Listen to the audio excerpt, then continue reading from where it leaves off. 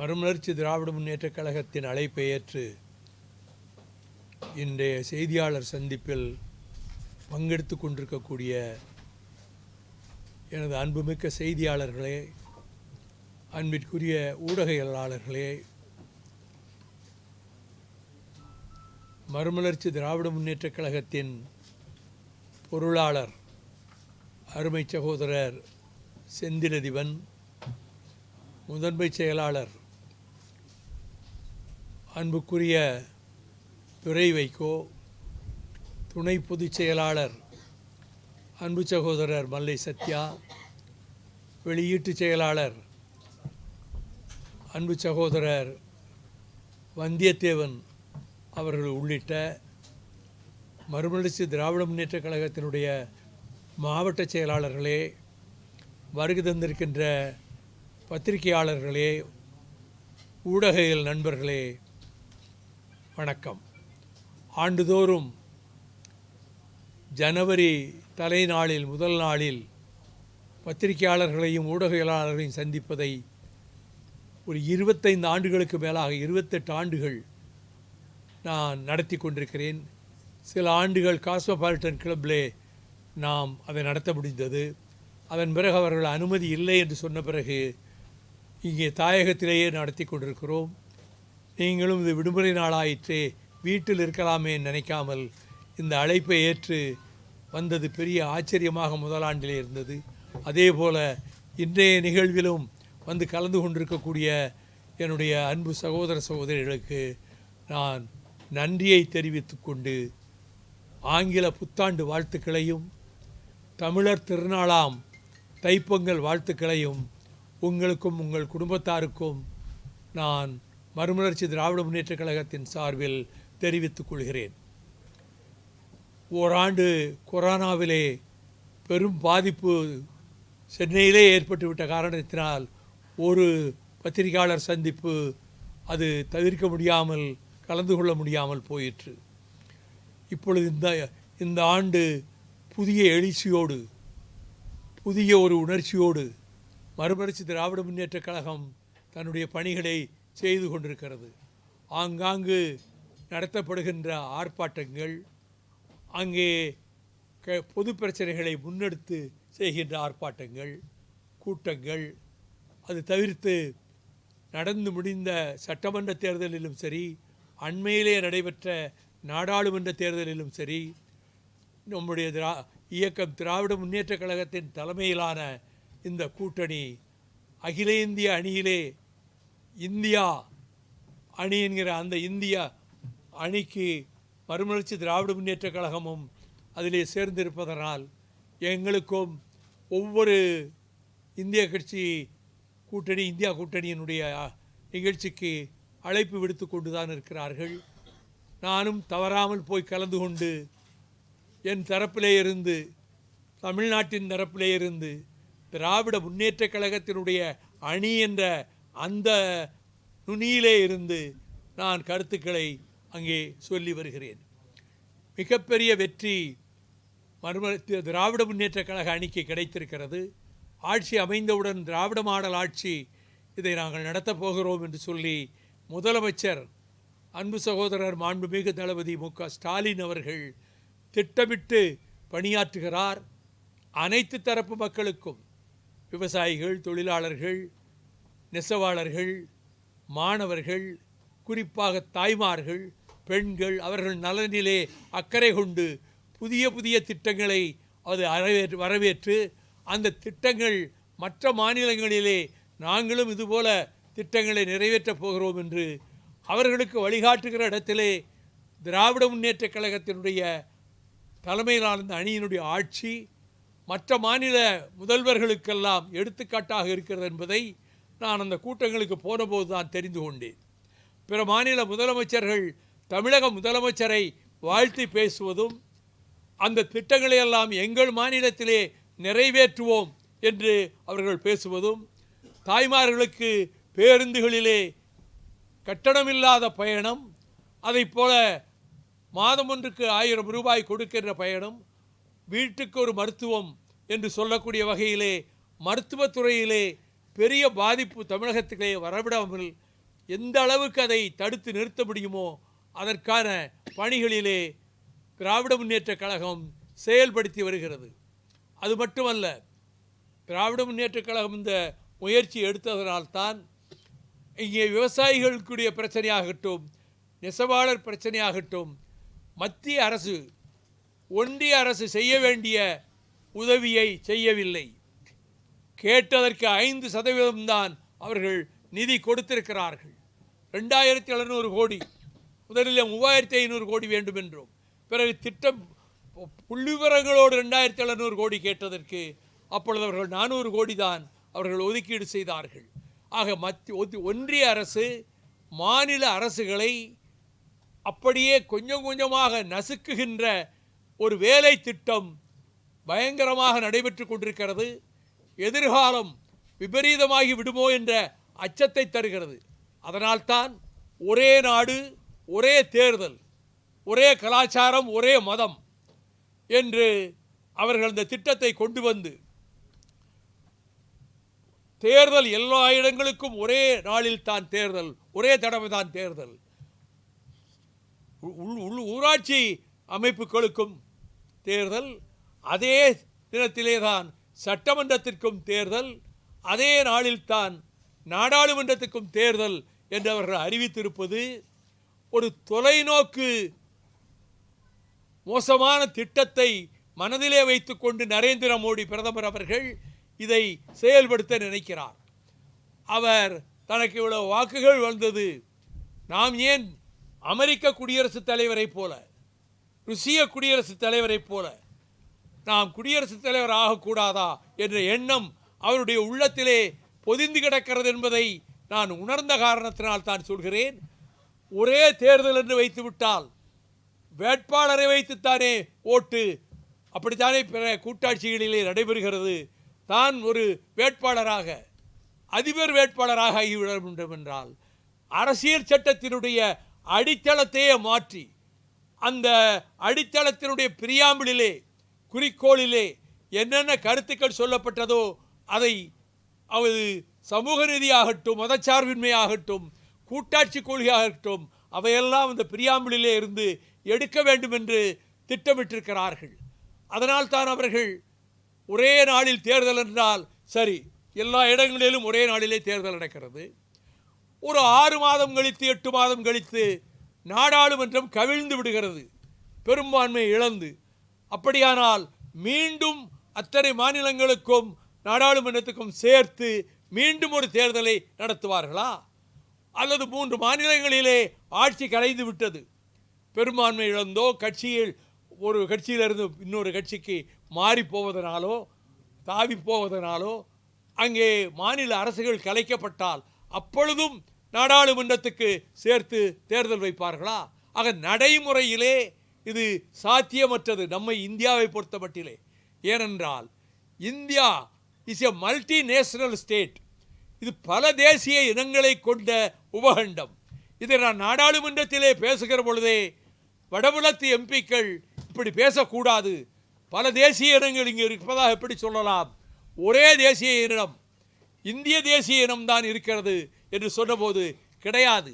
தமிழ் தேசிய இனம் இருக்கிறது, தெலுங்கு தேசிய இனம் இருக்கிறது, வங்க தேசிய இனம் இருக்கிறது. அத்தனை மாநிலங்களிலும் உள்ள அந்த மொழி பேசுகிற அந்த இனத்தைச் சேர்ந்தவர்கள் அவர்கள் தனித்தனி தேசிய இனங்கள் தான். அதை டாக்டர் அம்பேத்கர் அவர்கள் மிக அழகாக அரசியல் சட்டத்தினுடைய சில இடங்களிலே அதை சுட்டிக்காட்டி சொல்லியிருக்கிறார். அதை போல இங்கே ஒரே நாடு, ஒரே தேசம், ஒரே தேர்தல், ஒரே கொடி என்று கொண்டு வந்து விடுவார்கள். இதைத்தான் அடால்ஃப் ஹிட்லர் தொடக்கத்திலே எல்லா தேசிய இனங்களுக்கும் உரிமை கொடுப்பதாக சொல்லிவிட்டு பிறகு யூதர்கள் இனத்தையே அழிக்க வேண்டும் என்ற நிலையில் அவன் அந்த ஜெர்மனிய இனம், அது அவர்கள்தான் யூத இனத்தை அழிக்க பிறந்தவர்கள் என்று சொல்லி அதன் காரணமாகவே உலக யுத்தம், 2ஆம் உலக யுத்தம், மூர்க்கமாக நடைபெற்ற 2ஆம் உலக யுத்தம், லட்சக்கணக்கான வீரர்கள் பல நாடுகளிலே இறந்து போனார்களே. அப்பொழுது அணு ஆயுத பலத்தை உருவாக்கி கொண்டிருந்த நேரம் ஹிட்லர். ஆனால் அங்கே ஐன்ஸ்டைன் அமெரிக்கா சென்றதனாலே, அவரே ஒரு யூதர் தான், அவர்கள் அணுகுண்டுகளை முதலிலே தயாரித்து அவர்கள் 2ஆம் உலகப் போரினுடைய இறுதி கட்டத்தில் 45ஆம் ஆண்டில் ஆகஸ்ட் திங்களில் அவர்கள் ஹிரோஷிமா நாகசாகியிலே அணுகுண்டுகளை வீசி அந்த நாட்டை அப்படியே ஒரு பகுதியை சாம்பல் மேடாக்கினார்கள். ஜப்பான் நாட்டில் ஹிரோஷிமா நாகசாகி என்கின்ற ஜப்பான் நாட்டு இடங்களிலே அவர்கள் அச்சு நாடுகளும் நேச நாடுகளும் என்று சொல்லுகிற போது அச்சு நாடுகள் பட்டியலிலே ஜப்பான் இருந்தது. ஆக ஜப்பானிலே இந்த குண்டு வீச்சு லட்சக்கணக்கான மக்களை கொன்றவுடன் அப்பொழுது அமெரிக்காவையும் துறைமுகம் பேர்ல் ஹார்பர் அதிலே வந்து இருக்கக்கூடிய ஜப்பானிய போர் கப்பல்களை அமெரிக்கா குண்டு வீசி தாக்கியதனால் ரஷ்யா நேரடியாக போர்க்களத்திற்கு வந்து நேச நாடுகளோடு சேர்ந்து கொண்டது. அதனுடைய விளைவுகள் நமக்கு தெரியும். இப்பொழுதும் கொரியாவிலே பதட்டம் இருக்கிறது. தென்கொரியா பெரும் பதட்டத்துக்கு ஆளாகி வடகொரியா எங்கே தென்கொரியாவின் மீது மீண்டும் படையெடுத்து விடுமோ என்ற நிலைமை உருவாகி இருக்கிறது. அதேதான் உக்ரைனுக்கும் ரஷ்யாவுக்கும். உக்ரைனை கைப்பற்றி விடுவது, முழுவதுமாக ரஷ்ய பூமியாக்கி விடுவது என்று புட்டின் திட்டமிட்டு தாக்குதல் நடத்துகிறார். ஆனால் உக்ரைன் வீரர்கள் உலகப் போரிலேயே சோவியத் யூனியனை பாதுகாத்து தந்தவர்கள். அவர்கள் எதிர்த்து போராடுகிறார்கள். ஓராண்டுக்கு மேல் ஆயிற்று. எவ்வளவு ஆயுத பலம் கொண்டு ரஷ்யா தாக்கினாலும் அதை தாக்குப்பிடிக்கக்கூடிய அளவுக்கு உணர்ச்சியுள்ள வீரர்களாக உக்ரைனில் இருக்கிறார்கள். வல்லரசு நாடுகளிலே சில நாடுகள் உக்ரைனுக்கு ஆதரவும் கொடுக்கின்றன, ஆயுதங்களும் கொடுக்கின்றன. இப்படிப்பட்ட நேரத்தில் தான் இஸ்ரேல் பக்கத்திலே இருக்கக்கூடிய சிரியாவின் மீதும் லெபனான் மீதும் குண்டுகள் வீச ஆரம்பித்தது. அவர்கள் பதிலுக்கு இஸ்ரேல் வீரர்கள் எங்கே இருக்கிறார்களோ அங்கே தாக்குதல் ஆரம்பித்தார்கள். ஆக பதட்டமான சூழ்நிலை உலகத்திலே போர் பூமியிலே உருவாகி இருக்கக்கூடிய இந்த நேரத்தில் இந்தியாவிலே ஜனநாயகம் காப்பாற்றப்படுமா என்ற கேள்வி எழுந்திருக்கிறது. அங்கே ஒரு நாடுகளையே அழித்து விடுவார்களோ என்கிற அளவுக்கு போர் சூழ்நிலை ஏற்படுகிற போது இந்தியாவிலே இருக்கக்கூடிய பெரிய ஜனநாயக நாடு உலகத்தில் இங்கே எப்படி என்றால் ஃபர்ஸ்ட் கம்ஸ் ஃபர்ஸ்ட் ஓட்டு பார்க்கும்போது யாருக்கு அதிக எம்எல்ஏக்கள் இருக்கிறார்களோ அவர்கள் அந்த மாநிலத்தினுடைய ஆட்சி பொறுப்பை ஏற்பார்கள். இந்த முறை பிரான்சிலே கிடையாது, இந்த முறை ஆஸ்திரேலியாவிலே கிடையாது.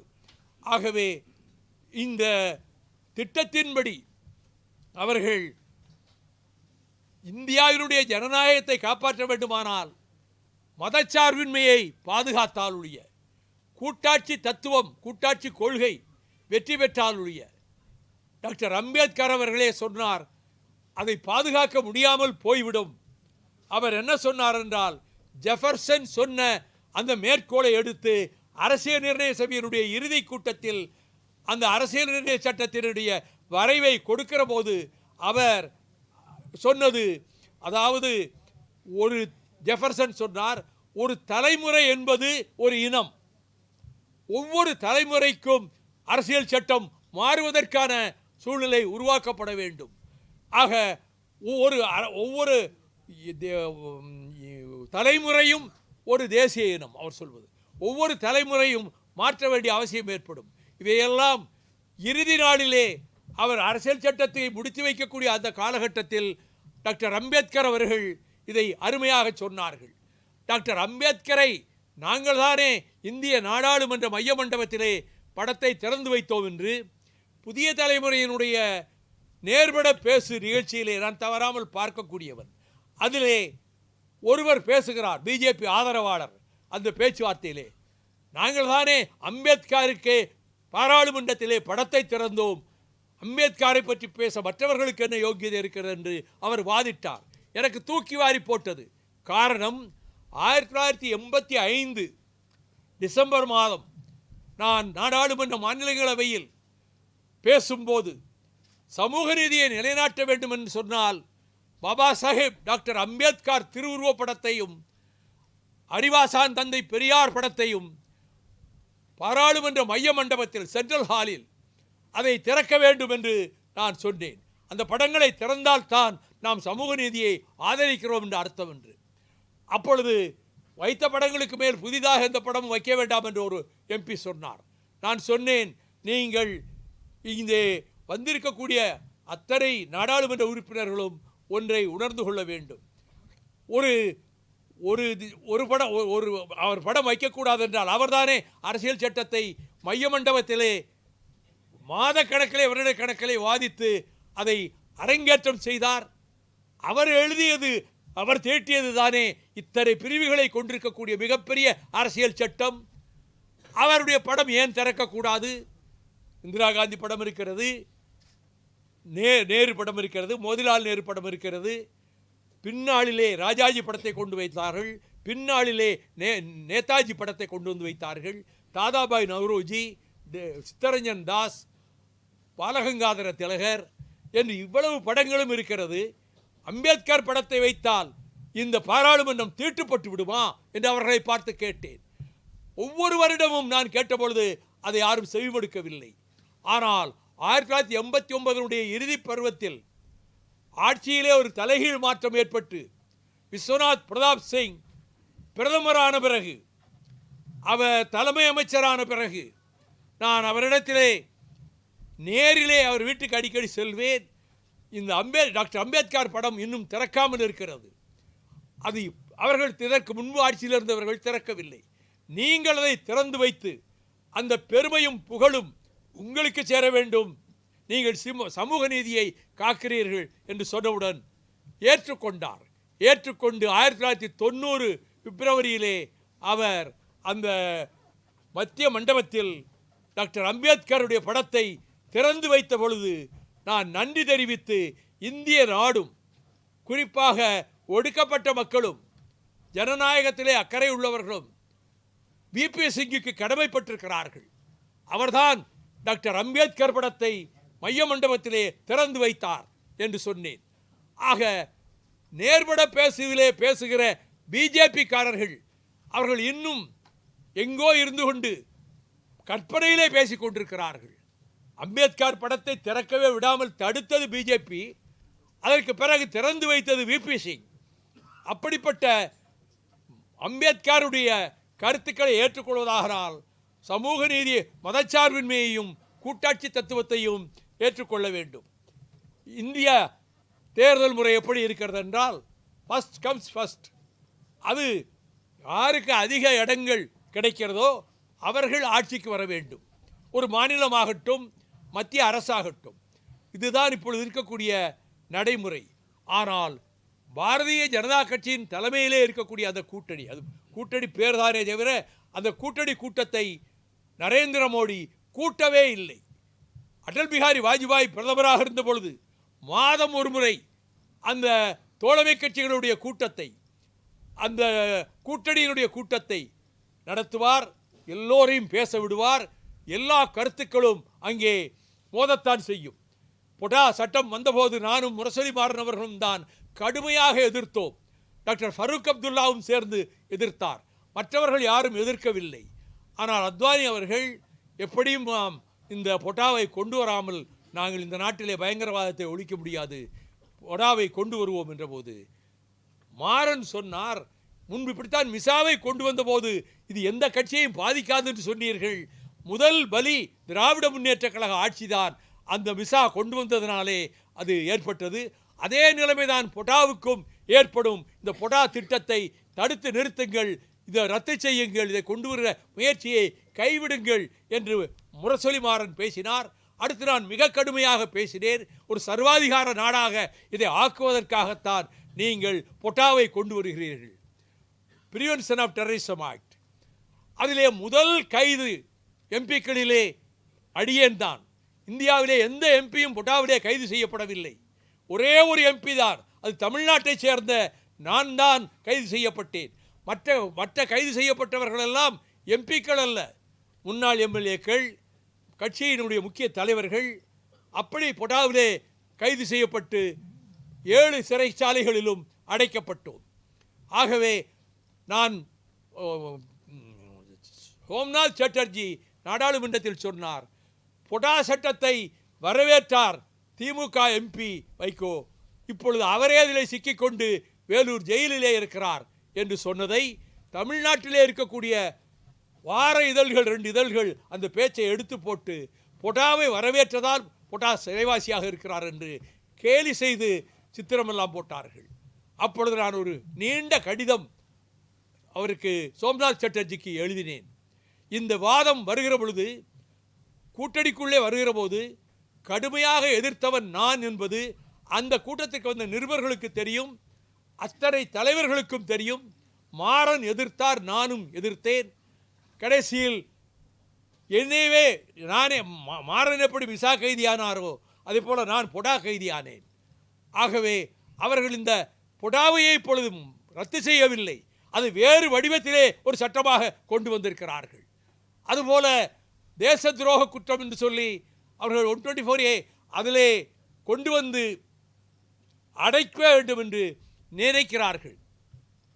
அந்த அடிப்படையிலே தான் அவர்கள் இந்த பொடா சட்டத்தை பயன்படுத்தலாம். அதை பொடா சட்டத்தினுடைய சரத்துக்கள் எல்லாம் போல சட்டத்திலே இருக்கிறது. ஆனால் சுப்ரீம் கோர்ட் ஜட்ஜஸ், நீதிபதிகள், இந்த தேச துரோக குற்றம் என்கின்ற பிரிவையே சட்டத்திலே இருந்து, ஐபிசியிலிருந்து எடுத்துவிட வேண்டும் என்று உச்சநீதிமன்ற நீதிபதிகள் கருத்து சொன்னதனால்தான் இப்பொழுது அந்த குற்றச்சாட்டுக்கு ஆளான வழக்குகள் அனைத்தும் எடுக்கப்படாமல் இருக்கிறது. இப்பொழுது என் மீதும் அந்த வழக்கு இருக்கிறது, தேச துரோக குற்றச்சாட்டு வழக்கு. 1 ஆண்டு தண்டனை கொடுத்திருக்கிறார்கள். 2 ஆண்டு தண்டனை என்றால் அன்றைக்கே தெரிந்து போகும், நான் எம்பி ஆக முடியாது. 2 ஆண்டுகளோ அதற்கு மேலோ சிறை என்றால் அவர்கள் எம்பி ஆக முடியாது, குவாலிஃபிகேஷன் கிடையாது. ஆகவே அப்படி ஒரு நிலைமை வருமா வராதான்னு சொல்ல முடியாது. ஆனால் நீதிபதிகள் என்ன செய்து விட்டார்கள் என்றால், இந்த தேச துரோக குற்ற வழக்குகளையே இப்பொழுது விசாரிக்கக்கூடாது, அது பற்றி நாங்கள் முழுமையாக ஆய்வு பண்ணி நாங்கள் ஒரு அறிக்கை கொடுப்போம், இப்பொழுது இருக்கக்கூடாது. அதனால் தான் எந்த வழக்கும் இப்பொழுது நடக்கவில்லை, தேச துரோக குற்றச்சாட்டு வழக்குகள் நடக்கவில்லை. ஆக இந்தியாவுக்கு, ஜனநாயகத்திற்கு ஒரு பேராபத்து இருக்கிறது என்று சொன்னால் அது நரேந்திர மோடி தலைமையிலான இந்த அரசால் தான் இருக்கிறது. இந்த பிஜேபி கூட்டம், இந்துத்துவா கூட்டம், அவர்கள் பிற இனங்களையெல்லாம் அழித்துவிட்டு, பிற மொழிகளையெல்லாம் அழித்துவிட்டு அவர்கள் தங்கள் திட்டத்தை கொண்டு வர வேண்டும் என்று நினைக்கிறார்கள். அதனால்தான் அலகாபாத் என்ற ஊரினுடைய நகரனுடைய பெயரை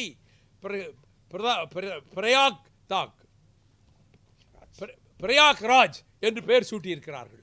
அலகாபாத் அல்ல, பிரயாக்ராஜ். அங்கே 2022 பிப்ரவரியிலே ஒரு மாநாடு கூட்டினார்கள். இந்துத்துவா சக்திகள், சனாதன சக்திகள், ஆர்எஸ்எஸ் சேர்ந்து ஒரு மாநாடு கூட்டினார்கள். தர்ம சன்சத் என்று அந்த மாநாட்டுக்கு பேர் வைத்தார்கள். 3 நாள் அந்த மாநாடு நடந்து அவர்கள் தீர்மானங்களை நிறைவேற்றி ஒரு பிரகடனத்தை வெளியிட்டார்கள். அந்த பிரகடனத்திலே அவர்கள் என்ன சொல்கிறார்கள் என்றால், இனிமேல் டெல்லி பட்டணம் இந்தியாவின் தலைநகரம் அல்ல, நாங்கள் டெக்ளேர் செய்ய போகிறோம் என்று சொல்லிவிட்டு, இந்தியாவின் தலைநகரம் டெல்லி அல்ல, வாரணாசி தான் இனிமேல் இந்தியாவின் தலைநகரம். அதை போலவே அவர்கள் மேலும் சொல்கிறார்கள், இங்கே இந்தி மட்டும்தான் இருக்கும், சமஸ்கிருதம் மட்டும்தான் இருக்கும், வேறு எந்த மொழிகளும் ஆட்சி மொழிகள் ஆக முடியாது என்று சொன்னார்கள். இந்துக்களுக்கும் முஸ்லிம்களுக்கும் கிறிஸ்தவர்களுக்கும் ஓட்டுரிமை கிடையாது எங்கள் திட்டப்படி என்று. அதை போல இந்த திட்டத்தை எல்லாம் பிரகடனமாக வெளியிட்டார்கள். ஆகவே இந்தியாவினுடைய ஒற்றுமையும் ஒருமைப்பாடும் கேள்விக்குறியாகி இருக்கிறது. அவர்கள் அதை நிறைவேற்ற துடிப்பதனால்தான் காஷ்மீரை துண்டு துண்டாக்கி அந்த நேரு கொடுத்த வாக்குறுதியை எல்லாம் காற்றிலே பறக்க விட்டுவிட்டு இன்றைக்கு காஷ்மீரை ஒரு அடிமை பூமி மாதிரி மத்திய சர்க்கார் ஆக்கி வைத்திருக்கிறது. ஆனால் மக்கள் அதை ஏற்கவில்லை என்பது காலப்போக்கிலே தான் தெரியும்.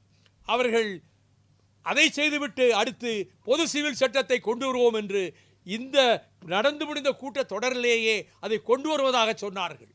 நாங்கள் மிக விழிப்பாக இருந்தோம். எதிர்க்கட்சிகள், ஆளுங்கட்சிக்கு எதிர்க்கட்சிகள், ஆனால் இந்தியா பிளாக், இந்தியா கூட்டணியிலே இருக்கக்கூடிய கட்சிகள் நாங்கள் தினந்தோறும் ஆர்ப்பாட்டம் செய்தோம். காந்தியார் சிலைக்கு முன்னால், டாக்டர் அம்பேத்கர் சிலைக்கு முன்னால், நாடாளுமன்ற வாசலுக்கு முன்னால் தினந்தோறும் 10:30 மணிக்கு ஆர்ப்பாட்டம் செய்துவிட்டுத்தான் பாராளுமன்றத்துக்குள்ளே சென்றோம். ஆனால் பாராளுமன்றத்திற்குள்ளே அவர்கள் இந்த பொது சிவில் சட்டத்தை பின்னாலே கொண்டு வர வேண்டும் என்ற நோக்கத்தோடு பல சட்டங்கள் ஏற்றுக்கொள்ள முடியாதவை கொண்டு வந்ததனால்தான் அங்கே பாராளுமன்றமே நடக்கவில்லை. இப்பொழுது ஜனவரி கடைசியிலே இந்த பட்ஜெட் கூட்டம் தொடங்குவதற்கு இருக்கிறது. இந்த கூட்டத்திலேயே அவர்கள் பொது சிவில் சட்டத்தை கொண்டு வருவதற்கு முயற்சிப்பார்கள். அந்த முயற்சி வெற்றி பெறுமா என்று சொல்ல முடியாது. மாநிலங்களிலே பாதி மாநிலங்களுக்கு மேலே சட்டசபைகளிலே அதை ஆதரித்தால்தான் அப்படி ஒரு சட்ட திருத்தத்தை அரசியல் சட்டத்துக்கு கொண்டு வர முடியும். ஆனால் ஆகவே எல்லோரும் எதிர்ப்பாக இருக்கிறார்கள். அதனால் தான் அவர்கள் இந்த நடந்து முடிந்த செஷனில் அதை கொண்டு வராமல் துயம் தள்ளி வைத்திருக்கிறார்கள். ஆனால் வர பட்ஜெட் செஷனிலே கொண்டு வருவார்கள் என்று சொல்கிறார்கள். அவர்கள் அப்படி பொது சிவில் சட்டம் என்று சொல்லிவிட்டால் கிறிஸ்தவர்களுடைய முறைப்படி அவர்கள் திருமணங்களை நடத்த முடியாது. அந்த முஸ்லீம்களும் அவர்கள் மதப்படி திருமணங்களை நடத்த முடியாது, கிறிஸ்தவர்கள் நடத்த முடியாது, சீக்கியர்கள், சமணர்கள், பௌத்தர்கள் யாரும் நடத்த முடியாது. இவர்கள் இந்துலாவிலே முந்து போட்டார்களே அதை போன்ற அப்படிப்பட்ட திருமணங்கள் தான் சட்டப்படி செல்லுபடியாகும் என்று சொல்வார்கள். நாம் தந்தை பெரியாரினுடைய யோசனையை அறிஞர் அண்ணா அவர்கள் கேட்டு சுயமரியாதை திருமணத்தை சட்டபூர்வமாக்கி இருக்கிறோம். அதற்கும் வேட்டு வைக்க வேண்டும் என்று வருவார்கள். நீதிமன்றத்திலே போய் அங்கே போய் வாதாடலாம், மோதலாம். ஆனாலும் கூட எவ்வளவு பெரிய ஆபத்து. அவர்கள் இந்தியாவையே ஒரே தேசிய இனமாக, இந்திய தேசிய இனம் அப்படி ஒரு இனமே கிடையாது. இந்திய தேசிய இனம் என்று ஒரு கிடையாது. இதற்கு இந்தியா என்பதே வெள்ளைக்காரனால், பிரிட்டிஷ்காரனால் தான் இந்தியா என்ற அமைப்பு உருவாயிற்று. அத்தனை சமஸ்தானங்களையும் ஒன்று சேர்த்து ஒரு நாடாக ஆக்கினார்கள். ஆகவே அவர்கள் இந்த இந்துத்துவா கொள்கையை நிலைநாட்ட வேண்டும் என்ற நோக்கத்தில் தான் அவர்கள் ஒவ்வொரு சட்டமாக கொண்டு வருகிறார்கள். குலக்கல்வி திட்டத்தை அடிப்படையாக வைத்துத்தான் அவர்கள் விஸ்வகர்மா திட்டத்தை சொன்னார்கள். அதற்கு சில பேர் விளக்கம் கொடுத்திருக்கிறார்கள் இந்த வாதங்களிலே. ஏற்கனவே வீடுகளிலே செய்கிற வேலையைத்தானே நாங்கள் செய்ய சொல்கிறோம் என்று. அப்படி அல்ல. இந்த குலக்கல்வி திட்டம் என்று அன்று காமராஜரும் அறிஞர் அண்ணாவும் பெரும் தலைவர்கள் எல்லாம் எதிர்த்துத்தான் அந்த குலக்கல்வி திட்டம் தூக்கி எறியப்பட்டது. ராஜாஜி பதவியை துறந்துவிட்டு போக வேண்டிய நிலைமை ஏற்பட்டது. இப்பொழுது இவர்கள் சொல்லுகிற இந்த திட்டத்தின்படி ஒருவர் தன்னுடைய வேலையை, பாரம்பரிய வேலையை செய்ய வேண்டும். படிப்பு பாதி, பாரம்பரிய வேலை பாதி என்றால் யார் வேண்டுமானாலும் அப்படி இந்த திட்டத்திலே சேர்ந்து கொள்ளலாமா என்றால் முடியாது. அதை நீங்கள் பத்திரிகையாளர்கள் கொஞ்சம் கவனிக்க வேண்டும். இதற்கு முன்பு அந்த பாரம்பரியத்திலே 2-3 தலைவர்களுக்கு முன்னாலே அந்த வேலை செய்திருந்தால் தான் அவர்கள் அந்த பணியிலே சேர முடியும். அவருடைய அப்பாவோ தாத்தாவோ அவர்களுக்கு முப்பாட்டனோ அந்த தொழில் செய்திருந்தால் தான் அந்த தொழிலை செய்ய முடியும். அதனால் தான் இது குலக்கல்வி திட்டம் என்று எதிர்க்கட்சிகள் எல்லாம் சொல்கிறோம்.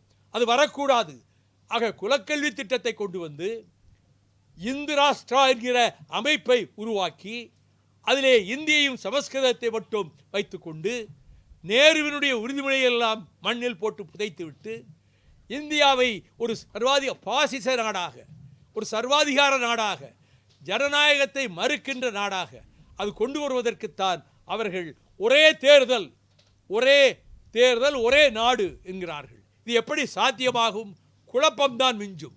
கடைசியில் நான் நாடாளுமன்றத்திலே சொன்னேன், இது மாதிரியான திட்டத்தை நீங்கள் வைப்பீர்களானால் சோவியத் யூனியனிலே என்ன நடைபெற்றதோ அது இந்தியாவிலும் நடக்கும்.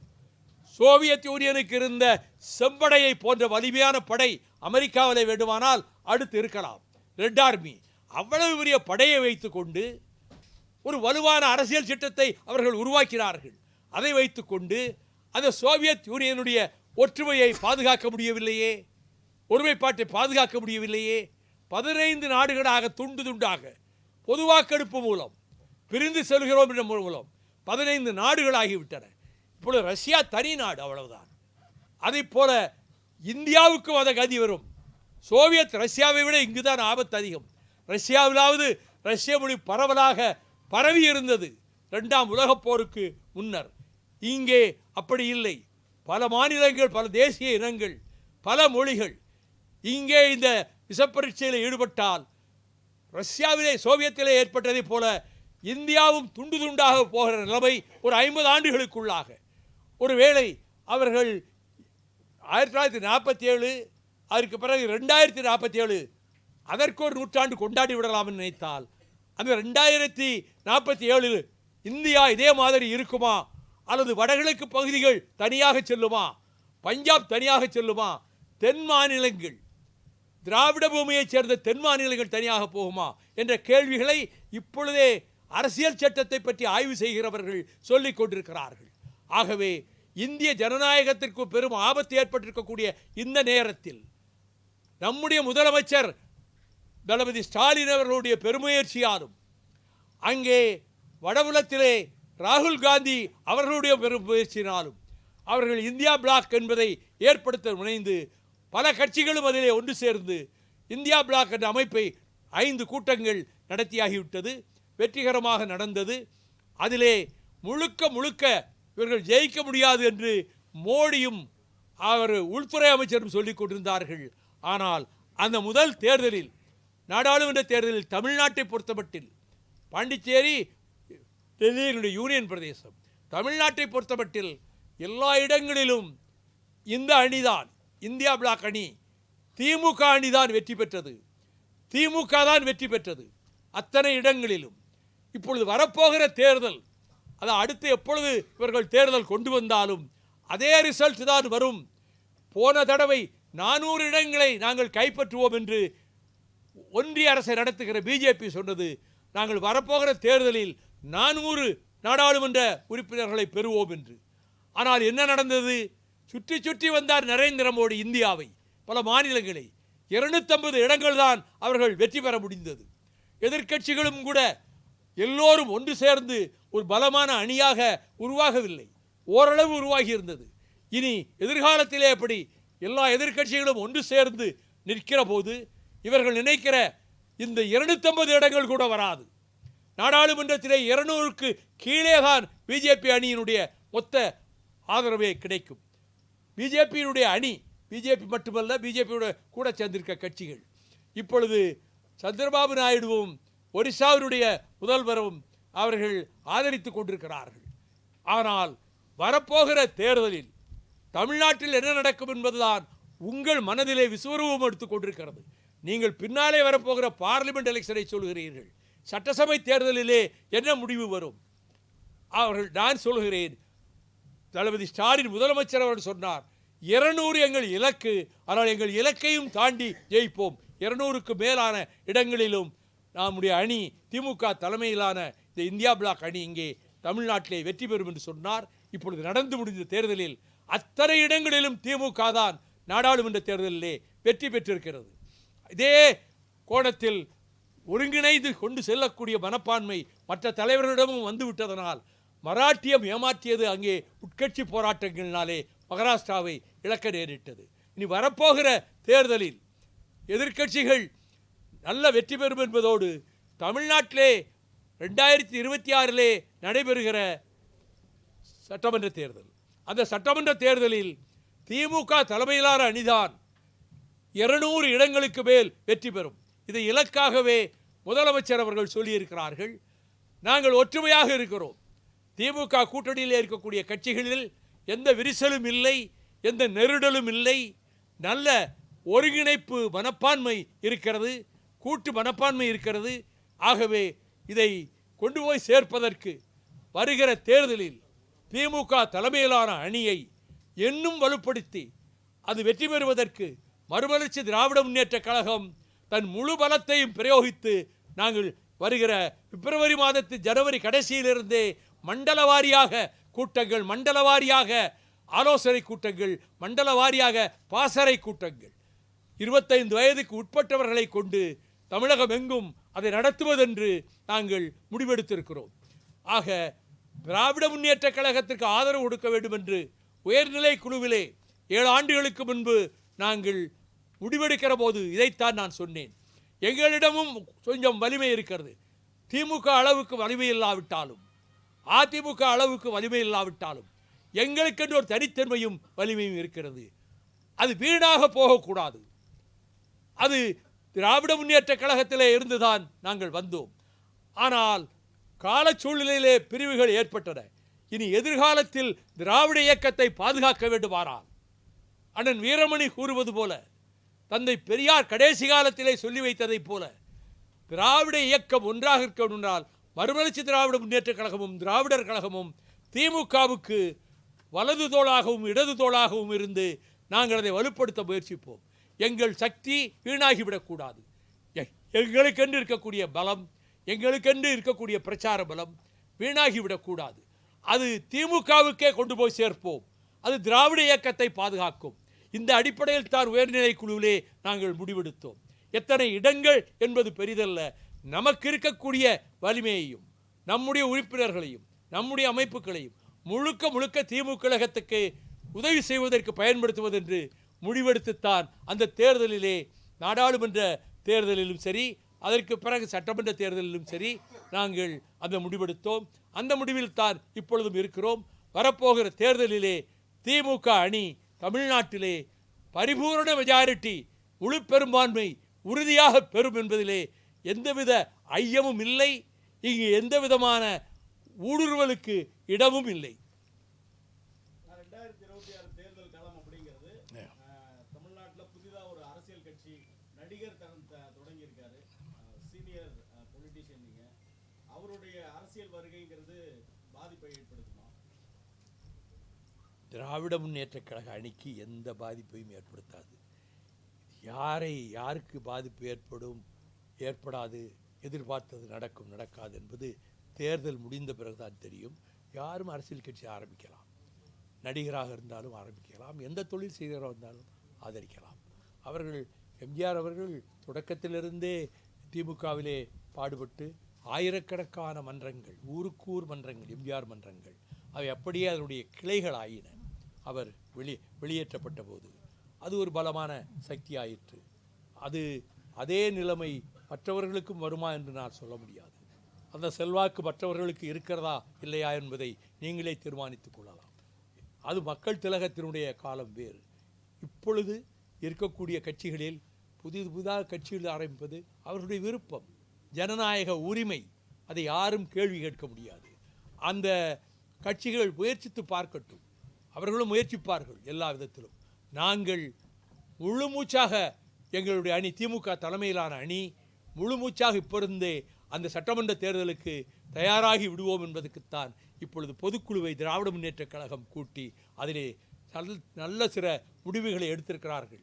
நம்முடைய திமுகவை வலுப்படுத்துவதற்கும் அணியை வலுப்படுத்துவதற்கும் முதலமைச்சர் அவர்களுடைய திட்டம் வெற்றி பெறும் என்று முழு நம்பிக்கையோடு நான் இருக்கிறேன்.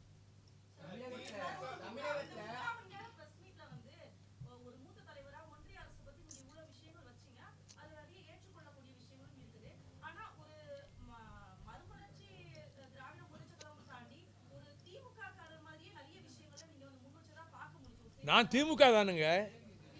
கொஞ்சம் இருங்க, கேட்டதுக்கு பதில் சொல்கிறேன். 29 ஆண்டுகள் நான் திராவிட முன்னேற்றக் கழகத்தில் இருந்திருக்கிறேன். திராவிட முன்னேற்றக் கழகத்தில் இருந்து 23 தடவை சிறை சென்றிருக்கிறேன். திராவிட முன்னேற்றக் கழகத்தில் இருந்தபோது நான் மிசா கைதியாக இருந்தேன். அதன் பிறகு கட்சிகளுக்கு இடையிலே அப்பப்பொழுது ஏற்படக்கூடிய நெருடல் காரணமாக நான் அப்போது திமுகவிலிருந்து நானாக வெளியேறி செல்லவில்லை, வெளியேற்றப்பட்டேன். அதற்கு அவர்கள் சில காரணங்களை எல்லாம் சொன்னார்கள். அதை கடந்து நெடுந்தூரம் வந்து அதற்கு பிறகு ஒரு பாராளுமன்ற தேர்தல், ஒரு சட்டமன்ற தேர்தலில் திமுகவோடு இணைந்து எந்த விதமான நெருடலுக்கோ கருத்து வேறுபாட்டுக்கோ இடமில்லாமல் நாங்கள் இந்த தேர்தலை திமுகவோடு சேர்ந்து சந்தித்திருக்கிறோம். அதே அடிப்படையில் போவோம்.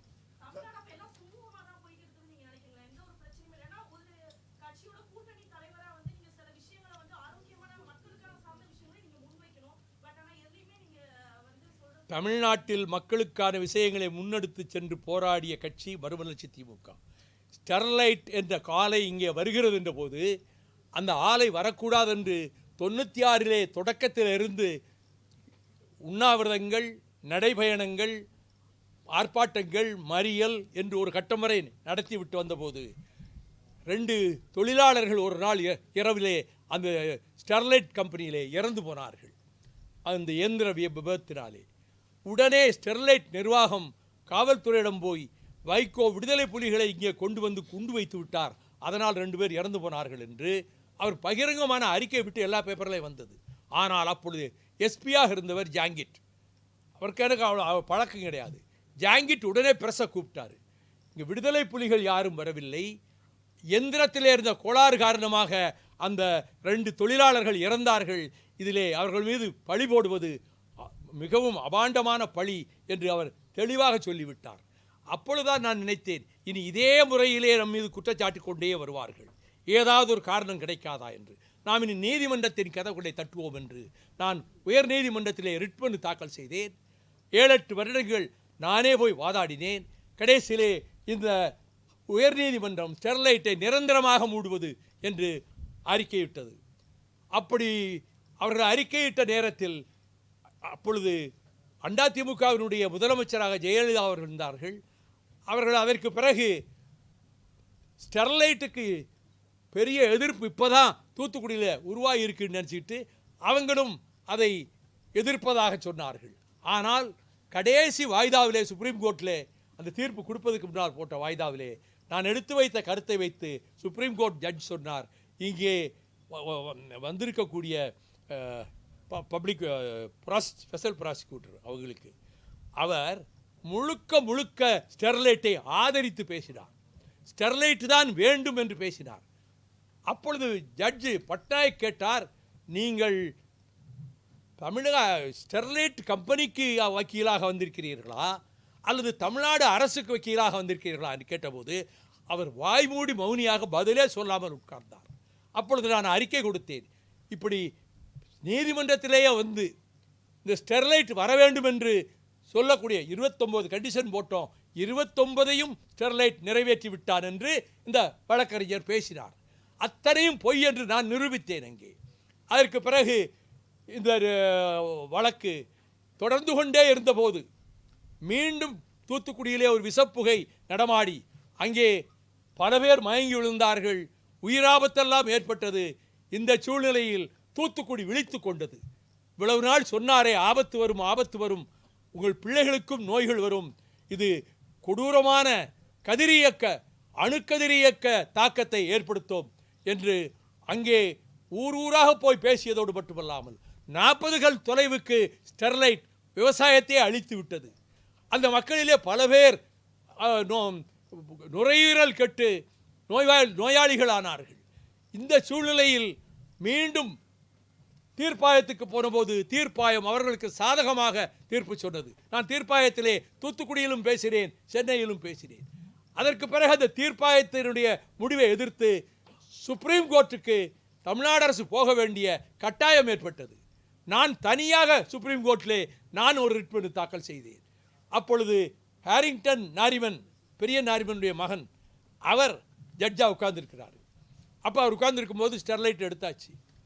எனக்கு வாய்ப்பு கொடுக்கிற போது மார்க்சிஸ்டுகள் இவருக்கு அவர் ஸ்டெர்லைட் கம்பெனிக்காக வாதாடிய வழக்கறிஞர் அவர் இவரை பேச விடக்கூடாது என்று என்னை எழுந்து சொன்னார். கம்யூனிஸ்டுகள் பேசட்டும், மற்றவர்கள் பேசட்டும், வைகோவை இங்கே நீங்கள் பேச விடக்கூடாது என்று. ஏன் என்று ஜட்ஜி கேட்டார். அவர் பழைய கதைகளை எல்லாம் மகாராஷ்டிரா கதை, இந்த கதை, அந்த கதைன்னு தேவையில்லாத புள்ளி விவரங்களை கொண்டு வந்து இங்கே கொடுப்பார், நீங்கள் எடுக்கக்கூடாது என்றார். ஆனால் அந்த நீதிபதி என்னதான் அவருடைய வாதத்தை நாங்கள் கேட்கணும், ஆகையினால mister Vaiko you can come and ப்ரொசீடுன்னாரு. நான் போய் முன்னர் சிலுவை நின்றுட்டு பேச ஆரம்பிக்கும் போது கொஞ்சம் பதட்டமாக இருக்குது. இங்கே பெரிய வக்கீல்கள், பெரிய சிங்கம் புலி கரடி எல்லாம் இங்கே பெரிய வக்கீல்கள் இருக்காங்க, எல்லாரும் ஸ்டெர்லைட்டை ஆதரித்து வந்து பேசிகிட்டு இருக்காங்க. நான் ஸ்டெர்லைட் கூடாதுன்னு சொல்கிறதுக்கு நல்ல பாயிண்ட்ஸ் இருக்குது, அதை நிரல்படுத்தி சொல்கிறதுக்கு எனக்கு நேரம் நீங்கள் கொடுக்கணும், கொஞ்சம் நர்வஸாக இருக்கேன் அப்படின்னு. Mister, you are not nervous, you have made us nervous. நீங்கள் எங்கள் நர்வஸ் ஆகிட்டு நீங்கள் அங்கே பேசுகிறீங்க. நான் பேசினேன், அதில் கன்வின்ஸ் ஆகிவிட்டார். அப்பொழுது தான் இந்த 16 பேர் சுட்டு கொல்லப்பட்ட அந்த நிகழ்ச்சியும் அதற்கு முன்னால் வந்திருந்தது. 16 பேர் போலீஸ் உதவியோடு சுட்டுக் கொல்லப்பட்டார்கள். போலீஸாரே போய் வேட்டையாடுவது போல வேட்டையாடினார்கள்.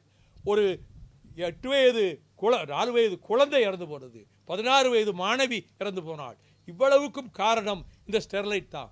இந்த ஸ்டெர்லைட்டை மகாராஷ்டிராவில் இருந்து விவசாயிகள் உடைத்து நொறுக்கி அந்த லைசன்ஸு சரத்பவார் கொடுத்தார். ஆனால் அந்த ஸ்டெர்லைட்டை எதிர்த்து அல்ஃபோன்சா மாம்பழம் தயாரிக்கிற அந்த தோட்ட முதலாளிகள் எல்லாரும் தொழிலாளர்களை திரட்டி கொண்டு சென்று கடப்பாறை சம்மட்டியோடு போய் 3 நாள் பட்ட பகலும் ராத்திரியும் அந்த ஸ்டெர்லைட்டை உடைச்சி நொறுக்குனாங்க. சரத்பவார் எந்த போலீஸ் அங்கே போகக்கூடாதுன்ட்டார். ஆக அங்கே இருந்து மூட்டை கட்டி கொண்டு லைசன்ஸை ரத்து பண்ணிட்டார். கோவாவுக்கு போனாங்க, உள்ளே வராதேன்ட்டான் கோவாக்காரன். குஜராத்துக்கு போனாங்க, குஜராத் நல்லா இருக்கிறது உங்களுக்கு பிடிக்கலையா, நாங்கள் இங்கே சேர்க்க மாட்டோம்ட்டாங்க. வேதாந்தா குழுமத்தினுடைய தலைவர் அனில் அகர்வால் இது ஒன்றும் பலிக்காமல் ஜெயலலிதா முதலமைச்சராக இருக்கக்கூடிய தமிழ்நாட்டுக்கு அதை கொண்டு வந்தார். 10 நாளைக்குள்ளே லைசன்ஸ் கொடுத்துட்டாங்க. கொடுத்து அவர்களுடைய ஊக்குவிப்பில் தான் ஸ்டெர்லைட் இயங்கியது. கடைசியில் இப்பொழுது அது பெரிய கம்பெனியெல்லாம் எதுக்குறாரு மதிமுகவில் இருந்துன்னு சொன்னாங்க. ஆனால் அந்த கடைசி தீர்ப்பிலே உச்சநீதிமன்றம் சென்னை ஹைகோர்ட்டே திரும்ப விசாரிக்கட்டும் என்று சொன்னார். அதிலே சென்னை உயர்நீதிமன்றத்திலே நீதிபதி சிவஞானம் அவர்களும் இன்னொரு சகோதரியும் இந்த பெஞ்சில் 2.5 மணி நேரம் நான் ஆர்கியூ பண்ணேன். அதற்கு பிறகு அந்த தீர்ப்பு ஸ்டெர்லைட்டை நிரந்தரமாக மூட வேண்டும், திறக்கவே கூடாது என்று ஹைகோர்ட் தீர்ப்பு கொடுத்தது. இது சுப்ரீம் கோர்ட்டுக்கு போனது. ஹைகோர்ட் தீர்ப்பை அப்படியே சுப்ரீம் கோர்ட் ஏற்றுக்கொண்டது. அதனால் ஸ்டெர்லைட் என்னென்னமோ சொன்னால் 800 கோடி லாபம் வரும், 1000 கோடி லாபம் வரும். அவருக்கு 1000 கோடி லாபம் வந்துச்சு. அந்த பகுதி பெரும்பகுதி அழிஞ்சு போச்சே. ஆக தமிழ்நாட்டுக்கு ஒரு ஆபத்தென்றால் அதை தடுப்பதற்கு மறுமலர்ச்சி திமுக கழகம் பாடுபட்டதைப் போல புள்ளி விவரங்கள் சொல்ல ஆரம்பித்தால் நெய்வேலி நிலக்கரி நிறுவனம் அது வடநாட்டு முதலாளிகளுக்கு கைமாற இருந்தபோது எல்லா மந்திரிகளும் கைவிட்டு விட்டார்கள். ராம்விலாஸ் பாஸ்வானிடம் போறேன், முடிஞ்சு போச்சு, நாளைக்கு அறிவிக்கிறாங்க, கேபினெட்டில் கையெழுத்தாயிருச்சுன்னாங்க. நான் உடனே வாஜ்பாய் அவர்களை பார்க்க வேண்டும் என்று கேட்டால் அவர் பார்லிமெண்ட்டுக்கு வரல, வீட்டில் இருக்கிறார் உடம்பு சரியில்லாமல். நான் பார்த்தே தீரணும்னு சொன்னேன், வர சொல்லிட்டாரு. வைகோ இன்று உங்களை பார்த்தே தீர வேண்டும் என்கிறார். நான் செந்தில் தான் 24 தொழிற்சங்க தலைவருடைய கையெழுத்தோடு வந்து மெமரண்டத்தை கொடுத்துருந்தார். இந்த மெமரண்டத்தை கொடுத்தேன் வாஜ்பாயிட்ட. ஸ்டெர்லைட் இது என்எல்சி நெய்வேலி நிலக்கரி நிறுவனம், அதை விற்றுவிடுவது என்று, பங்குகளை விற்றுவிடுவது என்று அவர்கள் முடிவெடுத்ததை தொழிலாளர்கள் எதிர்த்தார்கள். அந்த நெய்வேலி நிலக்கரி நிறுவனத்தை நாங்கள் கொடுத்தோம், எங்கள் மண், எங்கள் ரத்தம் வியர்வையாக ஓடி இருக்கிறது. அது நவரத்தினங்களிலே ஒன்றாக இருக்கிறது. எது? நெய்வேலி நிலக்கரி நிறுவனம். அதை ஏன் வடநாட்டு முதலாளிகளுக்கு நீங்கள் விற்க பார்க்கிறீர்கள்? இதற்காகவா நாங்கள் பாடுபட்டோம்? இந்த ஒரு உதவியாவது நீங்கள் செய்யக்கூடாதா என்று நான் கேட்டேன்.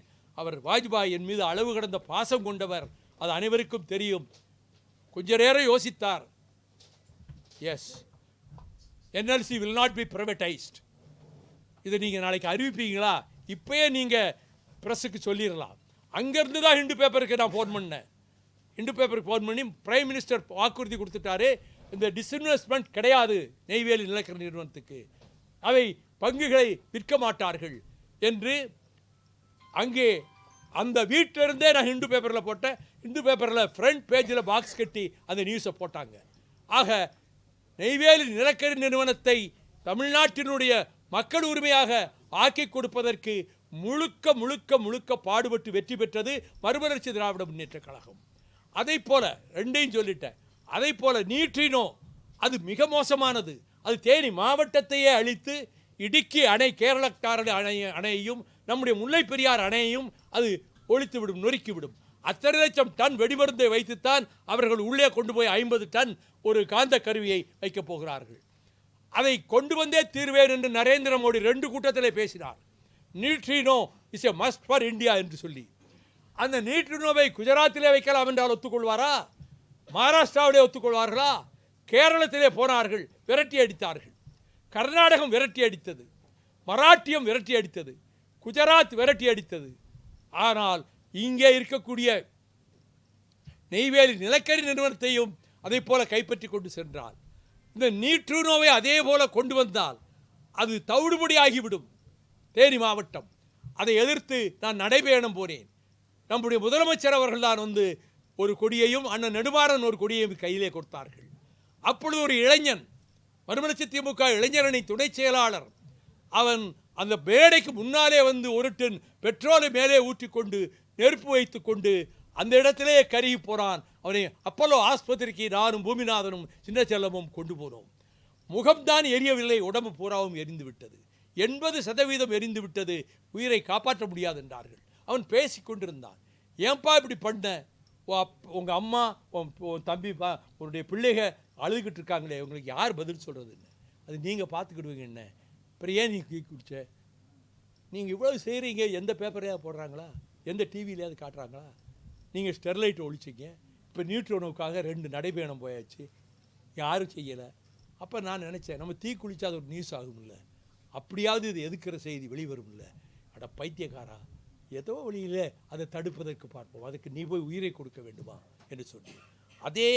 அதிலிருந்து 1 மாதம் கழித்து என் மனைவியினுடைய அண்ணன் மகன் சரவண சுரேஷ், அருமையான பையன், தேர்தல் காலங்களில் எனக்கு அவ்வளவு உதவியாக இருக்கக்கூடியவன், 6 அடி உயரம் இருப்பான். அவன் இந்த பிரச்சனைகளிலே நியூட்ரோனுக்காக அவன் பங்கு வாங்குவதற்கு, அவர் மகனுக்கு பங்குகள் வாங்குவதற்காக வைகோ இப்போ ஒரு நடைபயணம் போட்டிருக்கிறார் என்று அவர்களுடைய இணையதளத்திலே போட்டார்கள். யாருன்னெலாம் சொல்ல மாட்டேன், எந்த கட்சியிலெல்லாம். உடனே நான் புகாரும் கொடுத்தேன். ஆனால் அதற்குள் அந்த பையனை ஆஸ்பத்திரியில் செத்த 3வது நாள் அவனும் இறந்து போனது போல சரவண சுரேஷும் இறந்து போனான். என் குடும்பமே ஒரு உறுப்பினரை தமிழ்நாட்டு நலனுக்காக உயிரோடு கொடுத்திருக்கிறது. அப்படிப்பட்ட வரலாறு இங்கே எந்த தலைவருடைய வீட்டிலும் ஏற்பட்டிருக்க முடியாது. ஆக தமிழ்நாட்டுக்கு தேவையில்லாதவை ஸ்டெர்லைட், நியூட்ரினோ, கூடங்குளம் அணுமின் நிலையத்தை எதிர்த்து 1.5 வருடம் அந்த மீனவர்கள் இடிந்தகரையிலே போராடினார்கள். 3 முறை நான் அந்த உண்ணாவிரதத்திலே போய் கலந்து கொண்டேன். அவர்கள் வழக்கு போட்டதில் இன்னும் 80 வழக்குகள் இருக்கிறது. சுப உதயகுமாரனையும் சேர்த்து எனக்கும் என் மீதும் ஒரு வழக்கு இருக்கிறது கூடங்குளத்திலே. ஆக அந்த வழக்கு இருக்கிறது, அப்படியே எடுக்காமல் வச்சிருக்கிறாங்க. ஆகவே கூடங்குளம் அணு உலை வரக்கூடாது என்று நாம் சொல்லும்போது இன்னும் 2 அணு உலைகளை கொண்டு வருவோம் என்று நரேந்திர மோடி சொல்லுகிறார். இப்போ இருக்கிறது 4, அதில் 1 தான் இயங்குது. இன்னும் 2 அணு உலைகளை கொண்டு வருவோம் என்று. அணு உலை நரகமாகிவிடும் தென் தமிழ்நாடு. அது பெரிய ஆபத்தாக முடியும். ஜப்பானிலே புகுசிமாவிலே என்ன நடந்தது, எத்தனை லட்சம் பேர் இறந்தார்கள், அதுக்கே நடக்கும். செர்னோபில், ரஷ்யாவிலே செர்னோபில் அணுவின் நிலையம் எவ்வளோ ஆபத்துக்குள்ளாகி பல்லாயிரக்கணக்கான மக்கள் இறந்தார்கள். அதே நிலைமை தென் மாவட்டங்களிலே தூத்துக்குடியை மையமாக கொண்டு ஏற்படும். அமெரிக்காவிலே 3 மைல் ஐலண்ட் என்கின்ற அந்த அணு உலை, அதுவும் வெடித்து சிதறி அங்கே ஆயிரக்கணக்கான மக்கள் இறந்தார்கள். இப்பொழுது ஐரோப்பா கண்டத்திலே இருக்கக்கூடிய அணு உலைகளை எல்லாம் அவர்கள் மாற்றிவிட்டு நான் கன்வென்ஷனல் எனர்ஜி அதற்கு போயிட்டாங்க. இருக்கிற அணு உலைகளை எல்லாம் மூடுறாங்க. இவர் இன்னும் 2 அணு உலையை நான் எங்கே கொண்டு வருவேன், எங்கே, அதே இடத்துல கூடங்குளத்திலே இன்னும் 2 அணு உலை கொண்டு வருவோம் என்று பிரதமர் சொல்லுகிறார். இந்த ஆட்சியை தூக்கி எறிவதற்கு தமிழர்களுக்கு இதை விட வேறு வேலை கிடையாது. அவர்கள் நம்மை குறிவைத்து தாக்குகிறார்கள். இன்னொன்று தெரிந்து கொள்ளுங்கள், இங்கே கப்பல் படைத்தளம் இருக்கிறது திருநெல்வேலியிலே, தென்பகுதியிலே. கூடங்குளம் வரப்போகிறது. இப்படிப்பட்ட டேங்க் தொழிற்சாலை இங்கே திருச்சியிலும் துப்பாக்கி தொழிற்சாலை இருக்கிறது. நாளைக்கு ஒரு மோதல் வருகிறது. இப்போ மீனவர்கள் பிரச்சனையில் 800 மீனவர்களை கொண்டிருக்கான் சிங்கள இராணுவத்துக்காரன், கடற்படைக்காரன். ஆனால் திசநாயகான்னு பொறுத்த அதிபராக வந்திருக்கிறாரே, அவர் வெறிபிடித்த மூர்க்கர், ராஜபக்சேயை விட மோசமானவர். அவர் ஜேவிபி கட்சியிலே முக்கிய பொறுப்பிலே இருந்தார். சுனாமி வந்தப்ப இலங்கைக்கும் நிதியுதவி செய்யும் போது தமிழர் பகுதிக்கு அது கொடுக்கக்கூடாது என்று ஊர்வலம் போனவர் தான் இந்த திசநாயகா. இந்த திசநாயகா இப்பொழுது இந்தியாவுக்கு வந்துவிட்டு போனார். பிரதமரை வெளிவிவகார மந்திரியை சந்தித்து விட்டு போனார். எல்லாரும் ஆஹா நல்ல ஒரு திசநாயகன் வந்திருக்கான், திசை மாறிடும்னாங்க. முந்தா நாள் என்ன செய்தி கொடுத்திருக்கிறார்கள் தெரியுமா இலங்கையிலிருந்து? இனிமேல் தமிழக மீனவர்கள் குறித்து இந்தியாவோடு ஒருபோதும் நாங்கள் பேச மாட்டோம். முந்தா நாள் பேப்பரில் வந்திருக்கு.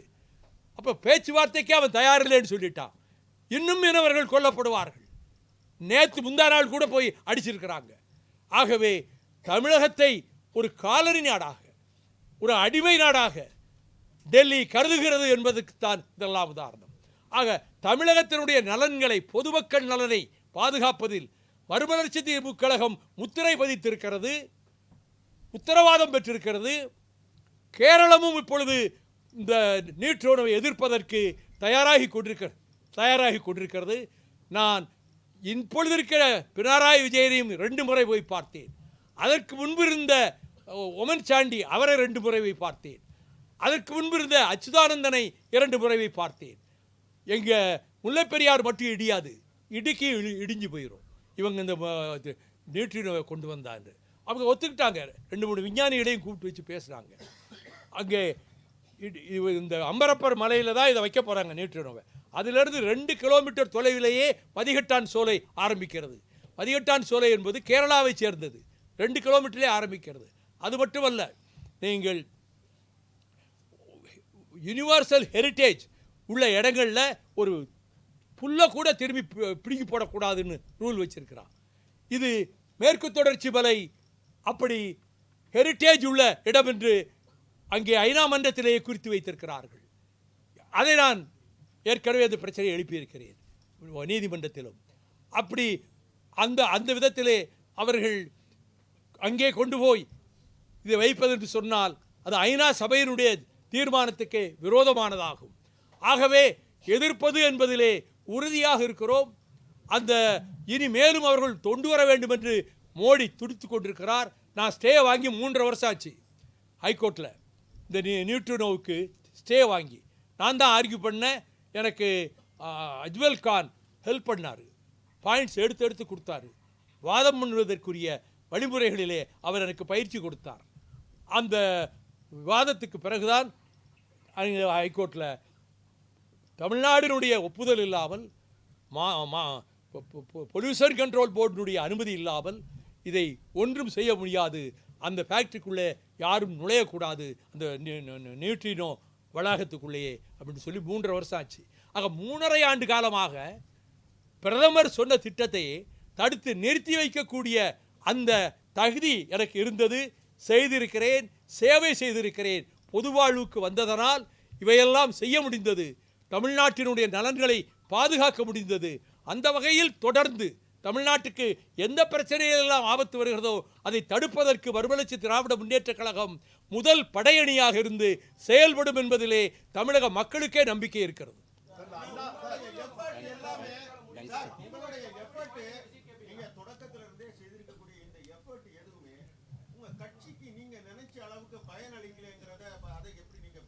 அதை நான் ஒத்துக்கிறேன். அதாவது சொன்ன 3 காரியங்களும் அத்தனை கட்சியும் சேர்ந்து தடுத்து நிறுத்த வேண்டிய காரியங்கள். ஒன்று ஸ்டெர்லைட்டு, அதை தன்னந்தனியாக நான் போராடி பிறகு மக்களை திரட்டி கோர்ட்டுக்கும் போய் அதை தடுத்து நிறுத்தி லைசன்ஸை ரத்து பண்ணியாச்சு. அப்போ அவ சொன்னேன், மகாராஷ்டிராக்காரன் தான் உடைச்சி நொறுப்பானா, நாங்கள் அவங்கள விட வீரர்கள், தென்னாட்டு வீரர்கள். கோர்ட்டில் சுப்ரீம் கோர்ட் ஜட்ஜுக்கு முன்னாடி சொன்னேன், நீங்கள் எப்படியா மகாராஷ்டிராக்காரன் உடைச்சி நொறுக்குனதை நாங்கள் ஏற்றுக்கணுமா, அவங்களுக்கு எங்களுக்கு வீரம் இல்லையா அப்படின்னு நான் கேட்டேன்.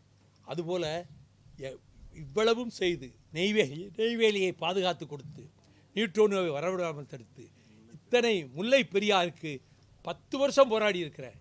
10 உண்ணாவிரதம், 3 நடைபயணம், 10 லட்சம் பேரை திரட்டினோம் ஒரு கட்டத்தில். ஆக முல்லை பெரியாரை பாதுகாத்ததற்கும் மறுமலர்ச்சி திமுக தான் காரணம்.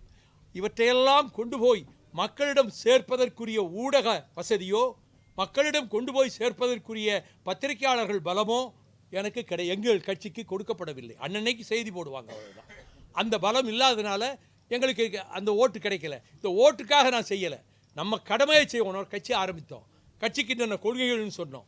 ஆக தமிழகத்தை பாதுகாக்க வேண்டுமானால் இந்தந்த ஆபத்துக்கள் வரும்போது அதை எதிர்த்து நின்று போராடுகிற இயக்கம் மறுமலர்ச்சி திமுக என்பது படித்த நண்பர்களுக்கும் இது பற்றி தெரிந்த நண்பர்களுக்கும் தெரியுமே தவிர பாமர மக்கள் மனதில் இதை கொண்டு போய் சேர்க்கக்கூடிய அளவுக்கு எங்களிடம் பிரச்சார வலிமை இல்லை. சார், அண்ணா பல்கலைக்கழக பாலியல் வன்கொடுமை விவகாரத்தில் போராடுற கட்சியினர் காவல்துறை கைது செய்யறாங்க, அறவழியில போராட்டம் செய்ய விட மாட்டாங்கன்னு சொல்லிட்டு சீமானும் குற்றம் சுமத்துறாரு. எப்படி பாக்குறீங்க? அந்த கற்பழிப்பு சம்பவம் ஒரு கோரமான கொடூரமான சம்பவம். அதிலே ஈடுபட்டவர்களுக்கு ஐபிசியில் இருக்கக்கூடிய உயர்பட்ச தண்டனை கொடுக்கப்பட வேண்டும் என்பதுதான் எங்கள் கட்சியினுடைய கருத்தாகும். அதுபோல் அவர் எதிர்த்தார். நேற்று ஆர்ப்பாட்டத்துக்கு போனார். அவரை பிற்பகலிலே கைது செய்து மாலையிலே விட்டு விட்டார்கள். அவர் ஒன்றும் செய்யாமல் போயிருந்தால் செய்தியை பெரிய வந்திருக்காது. அவங்களே கைது செஞ்சு அவங்களே விட்டாங்க. எல்லா பத்திரிகைகளையும் ஊடகத்திலும் செய்தி ஒரு எதிர்ப்புங்கிறத அவர் நிலைநாட்டுறதுக்கு அது பயன்பட்டுருக்கு.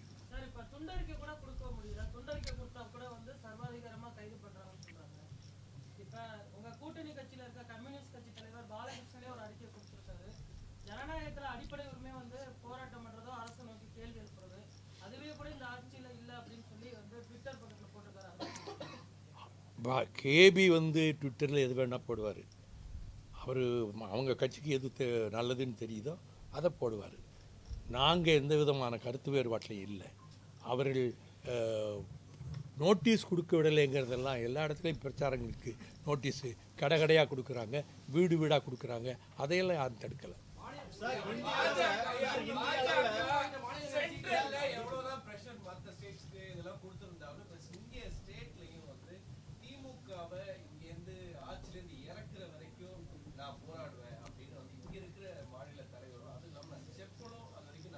நான் உயிரோடு இருக்கிற வரைக்கும் அது நடக்க விட மாட்டேன் நானும் சொல்கிறேன்.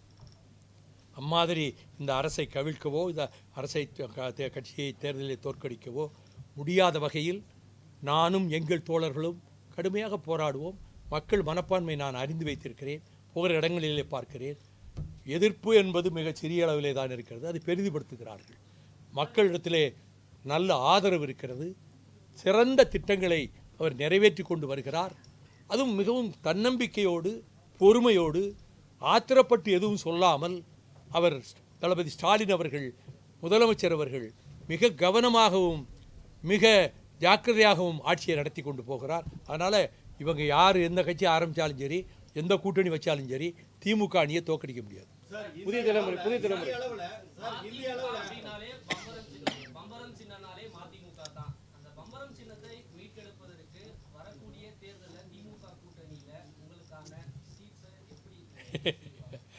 இந்த தேர்தலை பற்றிய பேச்சுவார்த்தையே ஆரம்பிக்கலை. இது 1.5 வருஷம் இருக்குது. அதுக்குள்ளேயே நெகட்டிவாக ஏன் சிந்திக்கிறீங்க?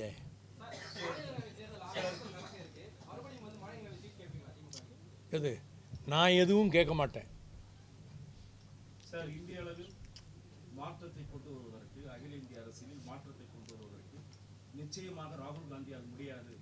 ஆகவே நான் தலைமை ஏற்பதற்கு திருமதி மம்தா பானர்ஜி தன்னை முன்மொழிந்திருக்கிறார். அவருக்கு திரு சரத்பவார் அவருடைய கருத்தை வழிமொழிந்திருக்கிறார். இதை நீங்கள் எப்படி பார்க்கிறீர்கள்? மம்தா பானர்ஜியையும் ராகுல் காந்தியும் கம்பேர் பண்ணால் மம்தா பானர்ஜிக்கு அந்த தகுதி கிடையாது. ராகுல் காந்திக்கு அந்த தகுதி இருக்குது. அவர்கள் ஆட்சியில் நல்ல செல்வாக்கோடு பெரும்பான்மையோடு மேற்கு வங்கத்திலே ஆட்சி நடத்தினாலும் அவர்கள் ஆட்சி நடத்துகின்ற முறை, எதிர்க்கட்சிகளை நடத்துகின்ற முறை, அவருடைய போக்கு, இந்தியாவில் உள்ள எல்லா கட்சிகளையும் ஒன்று சேர்த்து அவங்க ஒரு அணி தலைமை தாங்க முடியாது. இந்தி கூட்டணி கலகலத்து வருவதை இது காட்டவில்லையா? ஏனென்றால் இன்னொரு புறம் டெல்லியில் ஒரு தேர்தல் வர இருக்கிறது. கெஜ்ரிவால் அரசு ஊழல் அரசு என்று அஜய் மக்கான் கூறியிருக்கிறார். இதை எப்படி பார்க்கிறீங்க? அஜய் மக்கான் எங்கள் சேர்மனாக இருந்தார், வைஸ் பிரசிடெண்ட். அவர் பேர் அவர் எனக்கு ரொம்ப பிரியமாக இருப்பார். சேர்மன் வைஸ் பிரசிடெண்ட் இல்லை, அப்போ சேர்மனாக இருந்தது வைஸ் பிரசிடெண்ட். அவருடைய மருமகன் தான் அஜய் மக்கான். ஆமாம், அஜய் மக்கான் அவருடைய கருத்தை சொல்லுவார். சார், இந்திய அளவில் ஜனநாயகத்துக்கு பேராபத்து, மதச்சார்பின்மை அப்படிங்கிறது அழியுது, சமூக நீதி இல்லை அப்படின்னு சொல்றீங்க. இதுக்கு தமிழ்நாட்டில் பாஜக இந்துக்களுக்கு எதிரி அப்படின்னு திராவிட கட்சிகளை மக்கள்கிட்ட கொண்டு போய் சேர்க்கிறாங்க. திமுக ஒரு இடத்துல இந்துக்களுக்கு நாங்கள் எதிரி இல்லைன்னு சொன்னாலும் மதிமுக போன்ற சுயமரியாதை கொள்கைகளை உயர்த்தி பிடிக்கிற ஒரு கட்சி பெரியாரும் வேண்டும் பெருமாளும் வேண்டும் அப்படிங்கிற நிலைக்கு போறது ஏன்? நீங்கள் நினைக்கிற மாதிரி பிஜேபியோ இந்துத்துவ சக்திகளோ தமிழ்நாட்டில் கால் ஊன முடியாது. அவர்களுக்கு ஆதரவு கிடைக்காது. அவங்க கோயிலுக்கு வர்ற கூட்டத்தை எல்லாம் பார்த்துட்டு இதெல்லாம் நமக்கு ஓட்டாக விழுந்துடணும்னு நினச்சிட்டு இருக்காங்க. ஒரு காலம் அது நடக்காது. திமுக அணி முன்னை விட அதிகமான இடங்களில் தான் வெற்றி பெறும்.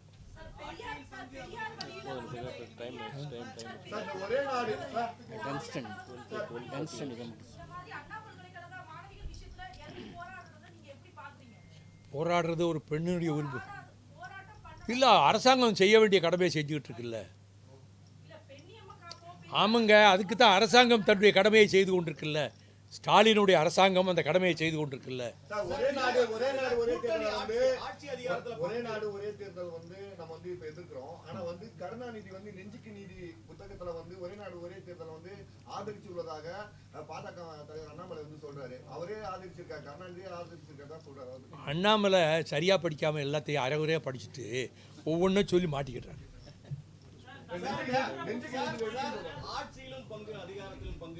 அது எங்களுக்கு உடன்பாடு இல்லை.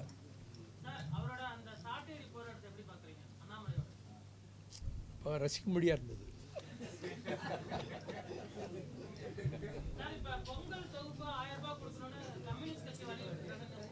இல்லை, அவங்க கொடுத்துருவாங்க.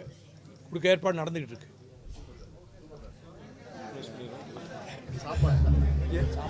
எல்லாருக்கும் வழக்கம் போல அசைவ சைவ விருந்து உங்களோட இருந்து சாப்பிட்றதுக்காக நான் ஏற்பாடு பண்ணியிருக்கேன். தயவு பண்ணி எல்லாரும் சாப்பிட்ற இடத்துக்கு வந்திருக்கேன்.